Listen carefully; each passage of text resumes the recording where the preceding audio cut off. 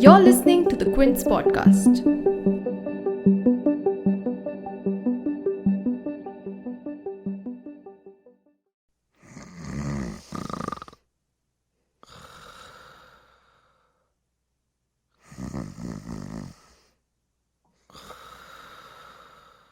Go the fuck to sleep.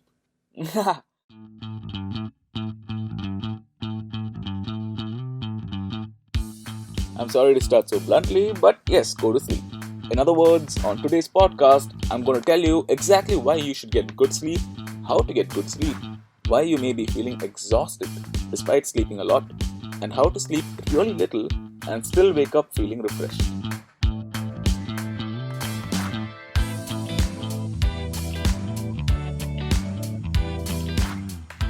I'm Vishnu Gopinath, and this is Vishnu Ki Secret Life, the podcast where I teach you something new about nutrition, fitness, life, or lifestyle choices, usually through my own, sometimes questionable decisions.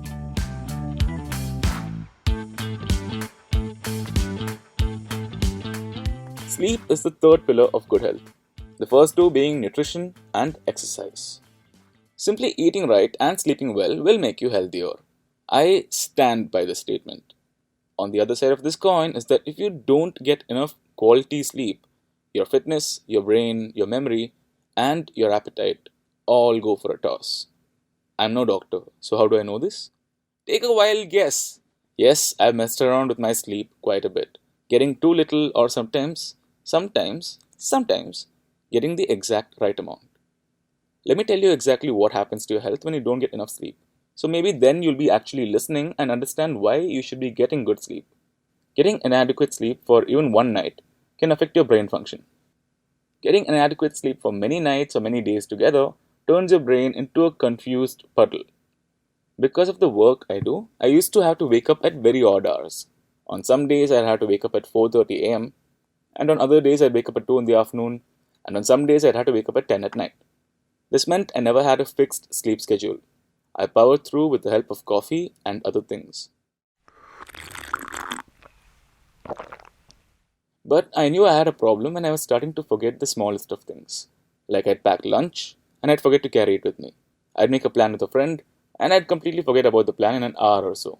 Most of the time, I'd start working on one thing, I would get distracted and then I'd completely forget that I was working on the first thing. Even now, I have trouble getting enough sleep and it shows. Not sleeping enough doesn't just affect your memory, it affects your decision making ability, your problem solving skills, your patience, and your overall mood. Don't believe all this crap you hear about world leaders and industry big shots only sleeping for 3 to 4 hours a night because they're so dedicated. अब पता नहीं मेरा एक body cycle ऐसा हो गया है। मतलब आपको नींद आती नहीं है 3.5-4 घंटे के बाद? नहीं, नींद जो है मेरी इतने कम समय में पूरी हो जाती है। Whether it's Modi ji, Tim Cook, Elon Musk, or even Leonardo da Vinci, who, according to some of the stories, used to sleep for just 20 minutes every 4 hours. Like, for example, another famous sleep hater, Nikola Tesla, claimed that he once worked for 84 hours straight without sleeping or getting rest.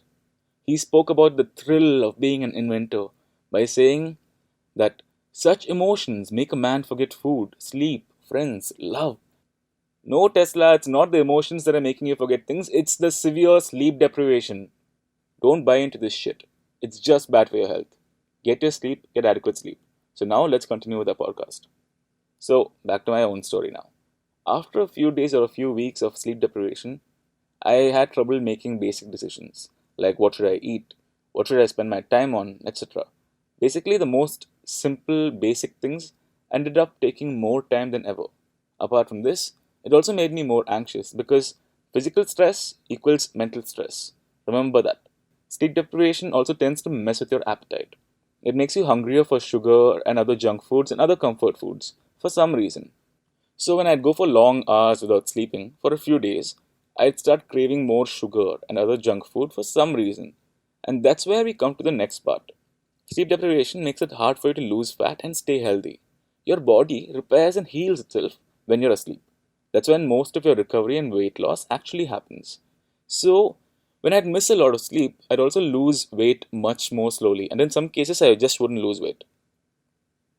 I repeat, miss out on your sleep, and your health will really start to suffer. If you just eat clean and sleep enough, your health will get better. So, what are some of the things that prevent you from getting good sleep? Well, simply put, caffeine, food, stress, and your sleeping environment. So, let's look at how you can tweak each one of these things so you get better sleep. Caffeine.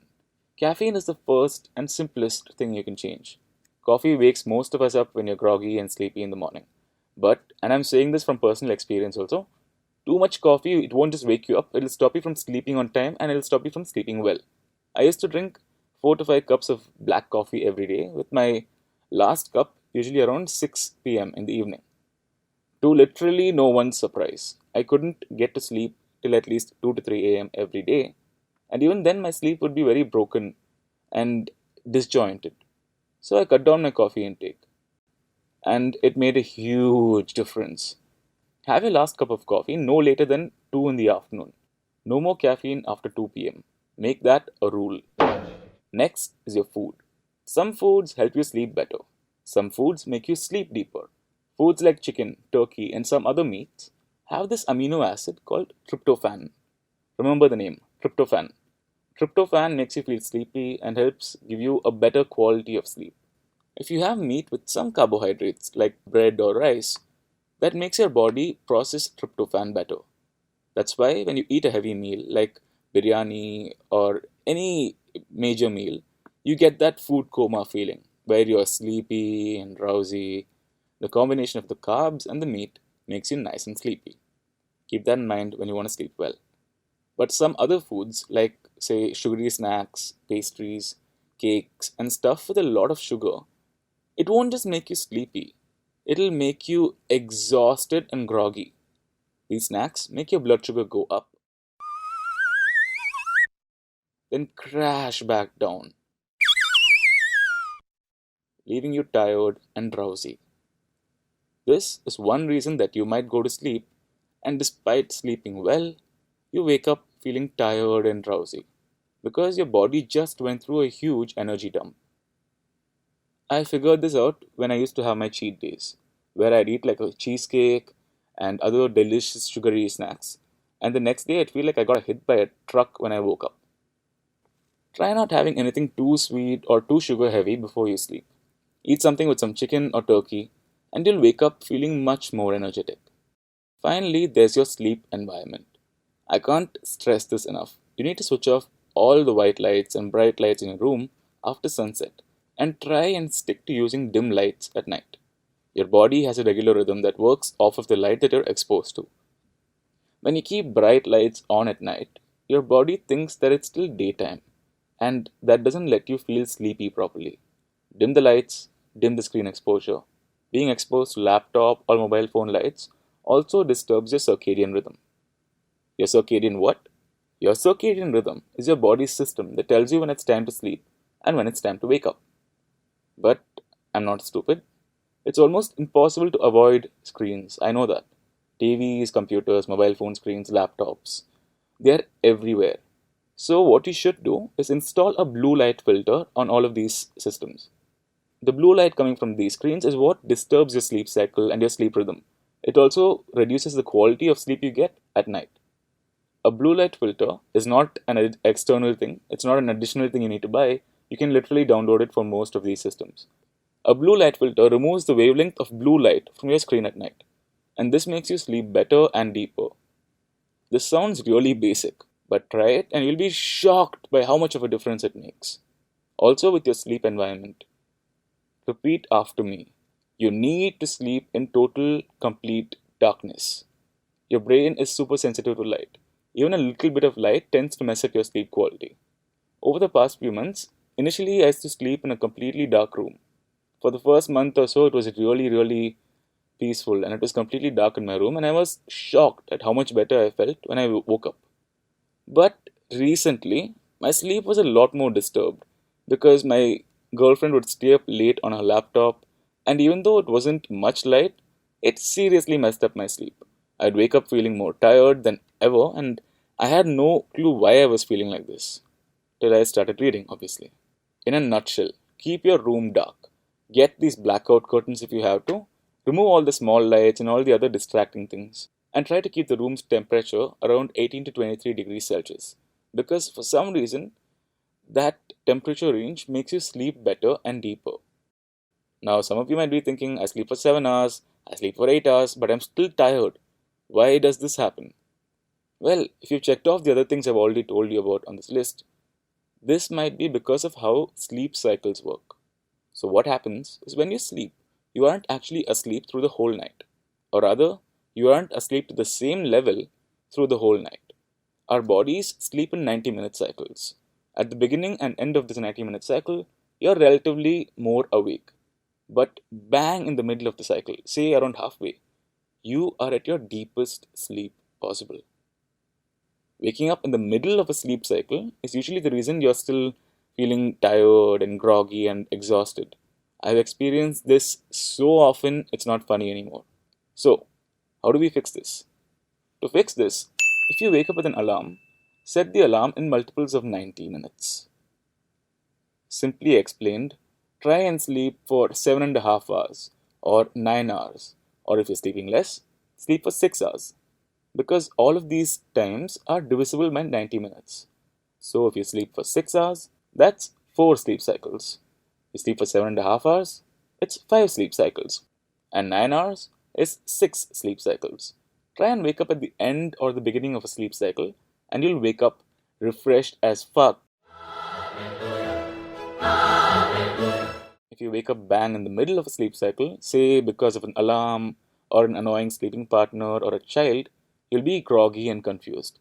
And this will usually carry over into your day, making you drowsy and cranky. On top of this, sometimes I'm sure you wake up in the middle of the night and you just reach out and check your phone. Whether it's just to look at the time or to check if you have any new Tinder matches, no you don't, or just generally browse social media, it all tends to disturb your sleep cycle even further. A blue light filter might help, but the best thing is to avoid looking at your phone entirely when you wake up in the middle of the night. Unless it's urgent, leave it aside.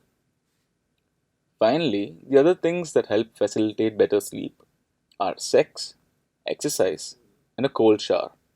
Having sex before bed is the best because right after sex, our bodies release oxytocin. At least they do if you have an orgasm. Sorry, ladies. Oxytocin promotes better, deeper sleep, and it will also have you dozing off much faster. Exercise also promotes healthier, deeper sleep. Get your exercise an hour or two before bed, or if you're having sex, then it's most likely right before bed. And top it off with a cold shower. I know most of you hate the thought of a cold shower and prefer hot showers. So do I. But cold showers have a lot of benefits. First, they'll make you sleep like you were shot with an elephant tranquilizer. And second, they help your muscles recover and heal from injury and exertion. So it helps you recover from physical and mental exertion. So keep all of this in mind and follow these tips. And before you know it, you'll be sleeping better, longer, faster, and deeper.